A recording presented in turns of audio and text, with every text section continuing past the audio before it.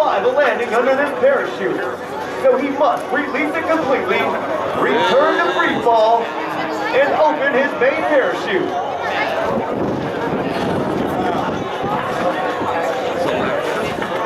This is the same procedure a free fall parachutist would use if he were to have a problem with his main parachute.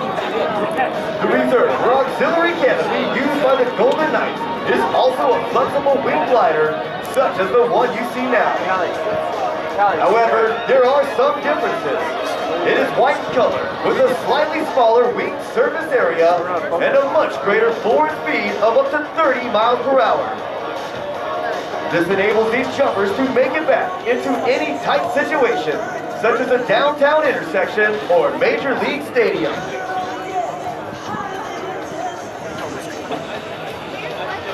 While each of the jumpers will repack his or her own main parachute, a certified parachute technician must repack the reserve every 180 days, whether it is used or not. The release parachute you see floating earthward will be recovered, untangled, and hooked up to use again. If it does float towards you, please do not attempt to retrieve it. Our recovery team is on its way.